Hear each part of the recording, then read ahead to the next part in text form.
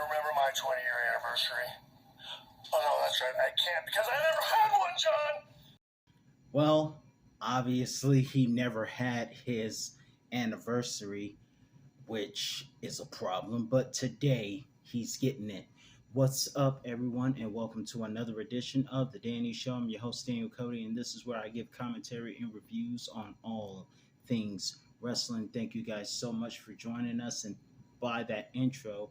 And of course, what Shawn said at Triple H's 25th anniversary, which was technically a roast, Shawn has never really been celebrated, which is a problem. That's a whole problem. And I wonder if Triple H made heads roll like he said he was gonna do. Because if he hadn't, heads are gonna roll. But either way, let's get started with my top 10 favorite matches from the showstopper, the headliner, Mr. WrestleMania himself, the Heartbreak Kid, Shawn Michaels. Let's get started with the countdown. At number 10, we have a match that took place, ironically, on The Rock's birthday on an episode of Monday Night Raw on May 2nd, 2005. A match with Shawn Michaels versus Shelton Benjamin.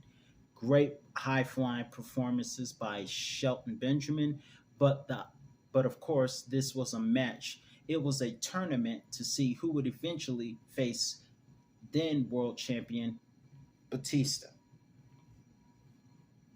However, this was also one of the great matches of the tournament with the explosive, amazing ending with Shelton Benjamin leaping to his death, in humor say, when he was leaping to go for whatever move he was going for, and Shawn Michaels caught him with a sweet chin music in midair. This is one of those moves you would do on a WWE 2K game, but it is also one of the most memorable Raw moments, as well as the pitch point for Across the Nation intro from 2005 to when they had Papa Roach theme for Raw. This is one of the iconic scenes you will see for the opening of the early days of Monday Night Raw. But nonetheless, Shawn Michaels versus Benjamin, great match. I highly recommend it. Check it out. At number 9, we have Shawn Michaels in a losing effort but great performance at WrestleMania 10 against the bad guy Scott Hall. Rest in peace, brother. Either way, great match. Even though Shawn Michaels did not win the match, first of all, let's talk about how it came up. This came up because due to Shawn and certain, I don't know if it was behavior problems or drug problems, but due to one of those problems, Shawn Michaels had been suspended from WWE, but he just so happened to be Intercontinental Champion when he was suspended for whatever purposes. This was before he found faith, by the way. Also, when Shawn Michaels was suspended, they had Razor Ramon, who would AKA reveal himself in WCW's as his real name, Scott Hall, would become Intercontinental Champion during Shawn's suspension. This led to a classic ladder match at WrestleMania 10 between Shawn Michaels and Razor Ramon. And while Shawn Michaels was the heel, he put on one of the best performances and some pretty high flying highlights as well. I guess he never really needed Diesel by his side. Ironically, two Click members, by the way. But nonetheless, despite losing the match because his foot got caught in the rope in Madison Square Garden, where Raw's going to be this Monday, it was still an amazing 5-star match. And that match, as he reminded us, set the bar for the latter matches. Before the Hardy Boys, it was Shawn Michaels. At number 8, we have Shawn Michaels versus former big fan of his, Chris Jericho, who got his butt kicked. Even though Chris Jericho won the death match in Atlanta a couple of days ago, he ended up being taken out on a stretcher. And This was before Chris Jericho discovered he was the Painmaker. But nonetheless, Chris Jericho idolized Shawn Michaels, but then he decided he wanted to be himself. And this led to a match at WrestleMania 19. This was Shawn Michaels' first WrestleMania since 98, where he faced Stone Cold Steve Austin. And this particular match here at Safeco Field, WrestleMania 19 in Seattle, was the bomb. Despite having his moves stolen and his taunt stolen by Chris Jericho, that didn't keep the Heartbreak Kid down. And of course, ironically, it wasn't Sweet Chin music that kept Chris Jericho down. It was the move that in 2021 everyone would grow to hate, the roll up. But it doesn't take away from the fact that it was a great match and it was absolute classic. Of course, it got a little bit ruined by the fact that Chris Jericho is a bad, dirty sportsman person when he loses. Eddie Kingston will kind of tell you that also. He's not good at showing sportsmanship after defeat. Just not his thing. But nonetheless, Chris Jericho lost. Shawn won the match. Great match. At number 7 is another match that took place at WrestleMania. It would also be called one of the matches of the year in 2005, and that was Shawn Michaels versus Kurt Angle at WrestleMania 21 in Los Angeles. And ironically, WrestleMania next year is set to take place in Los Angeles. But nonetheless, this match was a classic also. Best moves by all men. This was built as a SmackDown versus Raw promotion. That same night, we had Undertaker versus Randy Orton. And another SmackDown versus Raw match was Shawn Michaels representing Raw versus Kurt Angle representing SmackDown. I also put this match on my Kurt Angle playlist. Not playlist, but Kurt Angle review. If you guys haven't seen that, be sure to check that out.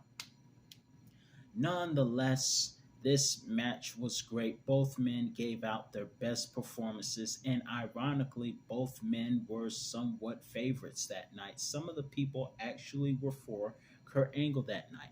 But nonetheless, unfortunately for Shawn Michaels, he did not win this particular one because he tapped out to the ankle lock after being locked in, and Kurt Angle held on to it like a pit bull.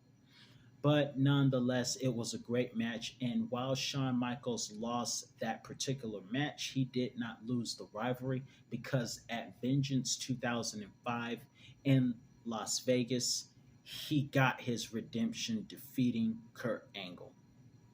So there's your redemption for you.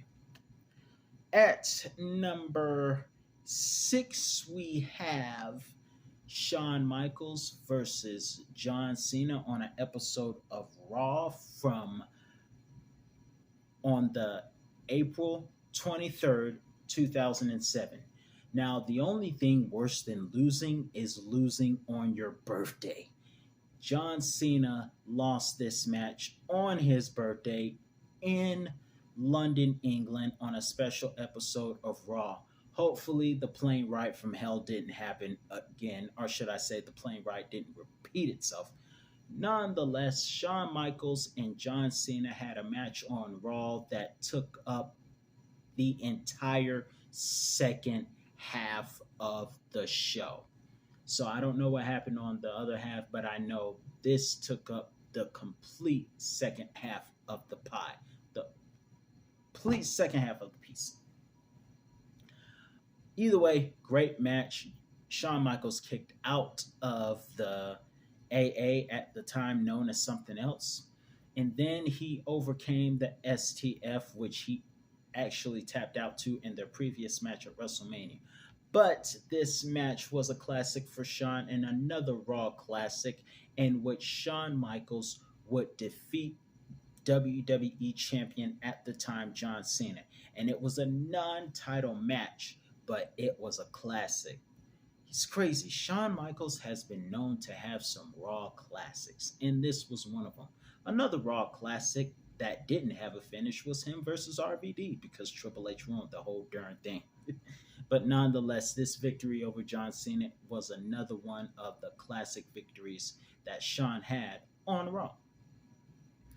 At number 5, we have Shawn Michaels at that next year's WrestleMania because, as we know, he's Mr. WrestleMania.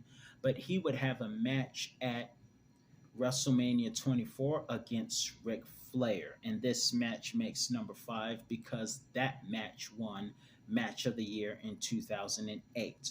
This was also Ric Flair's retirement match.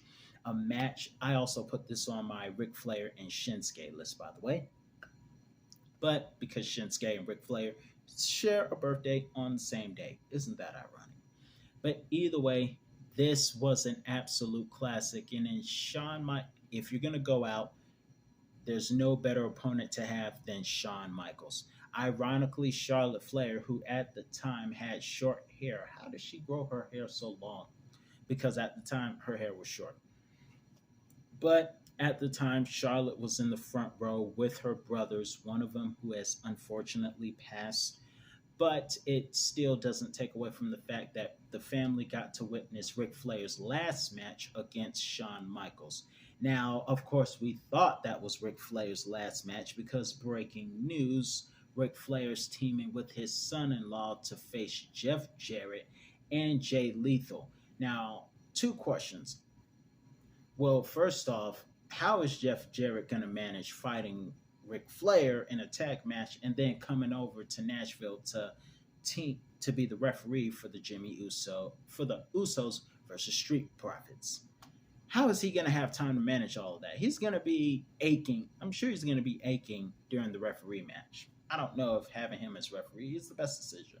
But shifting back to the main point, Shawn Michaels versus Ric Flair at WrestleMania 24 was supposedly Ric Flair's on-paper retirement match, and it was a classic on both ends.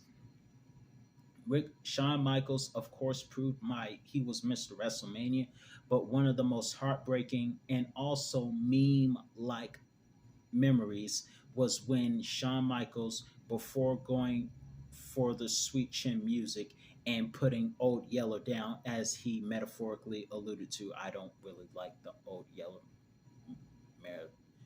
metaphor because if you're a dog lover, you're not really a big fan of the idea of talking about Old Yeller and all that. But either way, nonetheless, Ric Flair lost this match and had to retire. And the most memorable moment and heartbreaking moment was when Shawn Michaels said, quote, "I'm sorry, I love you." Went for the Sweet Chin Music, and it was it.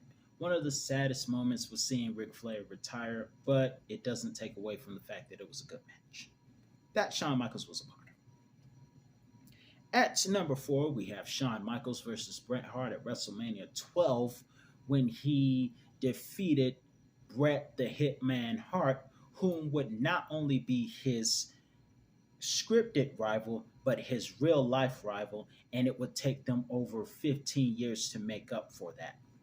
But nonetheless, at the time, they had a huge respect for each other. It was both scriptingly and in real life, they had a great respect for each other. First of all, that entrance by Shawn Michaels at WrestleMania 12 was awesome. I am upset. Seeing that entrance makes me upset that they didn't have stronger ropes for Owen Hart's entrance at Over the Edge. What happened?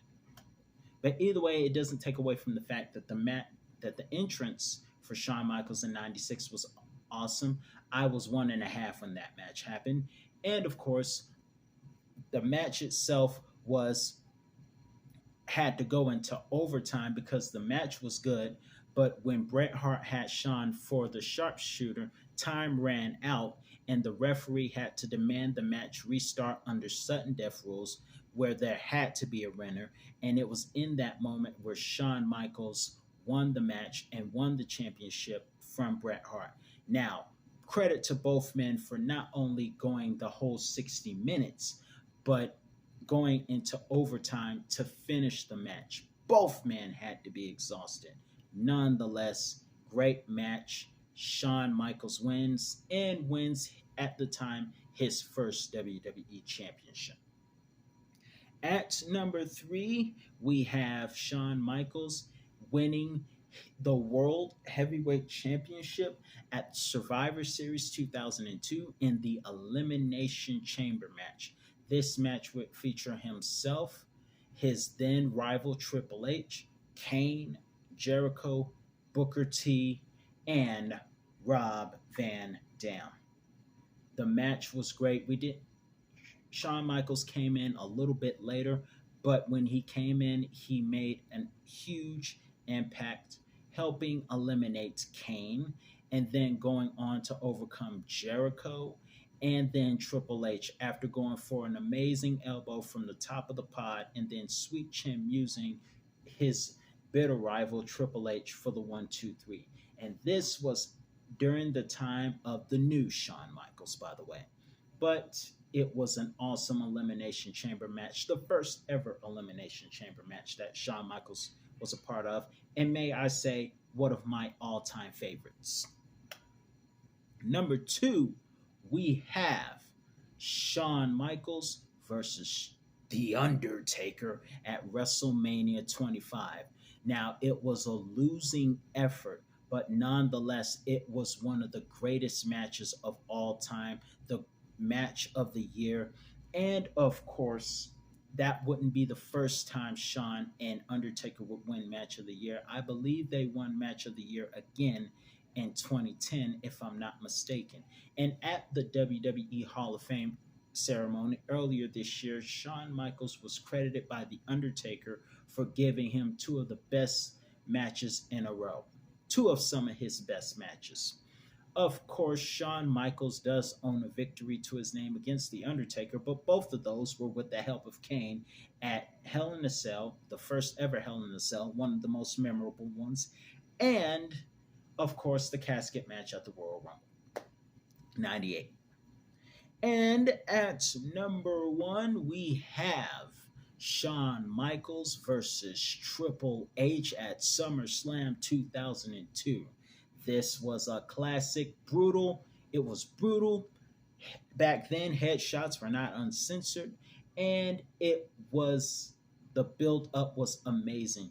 Triple H was supposed to be Shawn's best friend at the time, and they made up for it later. But at the time, Shawn had found out that Triple H attacked him in the parking lot just a week after betraying him the first time.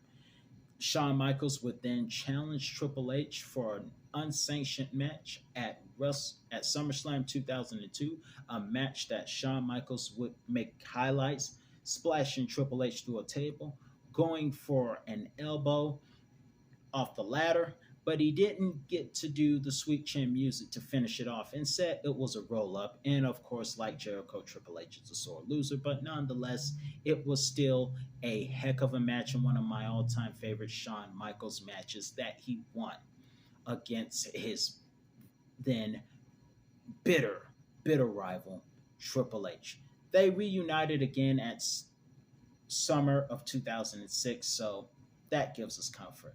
But nonetheless, that's my pick. Let me know in the comment section what was your all-time favorite Shawn Michaels match. I'm your host, Daniel Cody, and I want to ask you guys one fun question. Which Shawn Michaels was better?